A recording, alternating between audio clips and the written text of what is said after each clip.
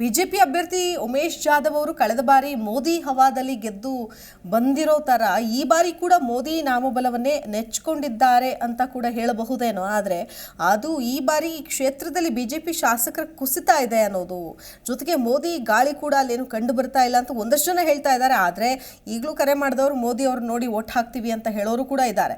ಇನ್ನು local leaders ಅಂತ ಬಂದಾಗ ಅತಿ ಹೆಚ್ಚು ಕಾಂಗ್ರೆಸ್ನ ಶಾಸಕರಿದ್ದಾರೆ. 6 ಜನ ಕಾಂಗ್ರೆಸ್ನ ಶಾಸಕರಿದ್ದಾರೆ. ಅಲ್ಲಿ ಒಬ್ಬರು ಬಿಜೆಪಿ, ಒಬ್ಬರು JDSನ ಶಾಸಕರಿರೋದ್ರಿಂದ ಸೊ ಎಷ್ಟರ ಮಟ್ಟಿಗೆ ಇದು ವರ್ಕೌಟ್ ಆಗುತ್ತೆ ಈ ಬಾರಿ, ಅಂದರೆ ಕಳೆದ ಬಾರಿಗೂ ಈ ಬಾರಿಗೂ ಒಂದಷ್ಟು ವ್ಯತ್ಯಾಸಗಳಿದೆ.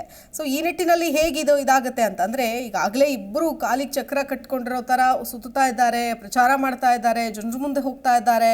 ಇನ್ನು ಕಾಂಗ್ರೆಸ್ಗೆ ರಾಜ್ಯ ಸರ್ಕಾರದ ಗ್ಯಾರಂಟಿ ಯೋಜನೆಗಳನ್ನು ನೆಚ್ಕೊಂಡಿದ್ದಾರೆ.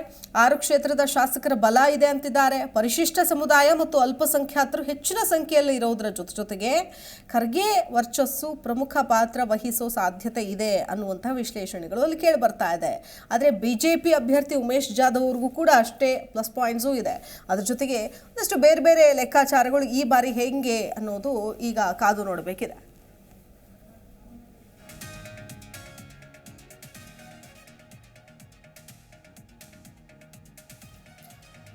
ಇನ್ನು ಈ ಬಾರಿ ಕೂಡ ನಿಮ್ಮ ಮತ ಯಾರಿಗೆ ಅನ್ನೋದನ್ನ ನೀವು ಕರೆ ಮಾಡಿ ಮಾತನಾಡ್ತಾ ಇದ್ದೀರಿ. ಅದ್ರ ಜೊತೆಗೆ ಚುನಾವಣೆಯಲ್ಲಿ ಯಾವ ಪಕ್ಷಕ್ಕೆ ನಿಮ್ಮ ಬೆಂಬಲ, ಯಾರಾಗಬೇಕು ನಿಮ್ಮ ಕ್ಷೇತ್ರದ ಸಂಸದ ಅನ್ನೋದಕ್ಕೆ ನಿಮ್ಮ ಜಿ ಕನ್ನಡ ನ್ಯೂಸ್ ಜನಾಭಿಪ್ರಾಯ ಸಂಗ್ರಹಿಸ್ತಾ ಇದೆ. ನೀವು ಕೂಡ ಭಾಗಿಯಾಗಬಹುದು. Zee Kannada news YouTube, Facebook ಸೇರಿದಂತೆ ಎಲ್ಲ ಜಾಲತಾಣಗಳಲ್ಲೂ ಕೂಡ Zee Kannada news mega survey ನಡೆಸ್ತಾ ಇದೆ. ನೀವು ಕೂಡ ವೋಟ್ ಮಾಡಿ ನಿಮ್ಮ ಅಭಿಪ್ರಾಯ ತಿಳಿಸಬಹುದು. ಇವತ್ತು ಕಲಬುರಗಿ ಕ್ಷೇತ್ರದ ಜನಮತ ಪ್ರಸಾರ ಆಗ್ತಾ ಇದೆ. ಕರೆ ಮಾಡಿ ಅಭಿಪ್ರಾಯ ತಿಳಿಸೋದ್ರ ಜೊತೆಗೆ ವೋಟ್ ಮಾಡಬಹುದು. ಸೊ ಇಲ್ಲಿವರೆಗೂ ವೋಟ್ ಮಾಡಿರೋರ ಸಂಖ್ಯೆಯನ್ನು ಆಧರಿಸಿ ನಾನು ನಿಮ್ಮ ಮುಂದೆ ಒಂದು ರಿಸಲ್ಟ್ ಅನ್ನು ಈ ಹಂತದಲ್ಲಿ ಇಡ್ತಾ ಇದ್ದೀನಿ. ಉಮೇಶ್ ಜಾಧವ್ ಅವರು ಬಿಜೆಪಿ ಸಂಸದರು, ಹಾಲಿ ಸಂಸದರು, ಈಗ ಲೋಕಸಭಾ ಕ್ಷೇತ್ರದ ಅಭ್ಯರ್ಥಿ. 60% ಜನ ಉಮೇಶ್ ಜಾಧವ್ ಅವರು ಗೆಲ್ತಾರೆ ಅಂತಿದ್ದಾರೆ. ಇನ್ನು ರಾಧಾಕೃಷ್ಣ ದೊಡ್ಡಮನಿ ಅವರು 40% ಜನ ಗೆಲ್ತಾರೆ ಅಂತ ಹೇಳ್ತಿದ್ದಾರೆ.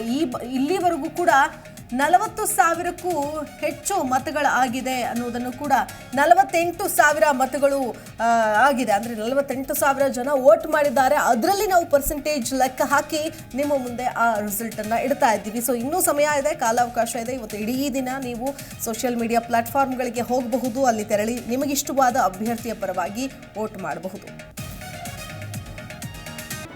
ಜಿ ಕನ್ನಡ ನ್ಯೂಸ್ ಈಗ ನಿಮ್ಮ ಮನೆಯಲ್ಲೇ ನೋಡಿ. ಎಲ್ಲ ಕೇಬಲ್ಗಳಲ್ಲಿ ಈಗ ಲಭ್ಯ.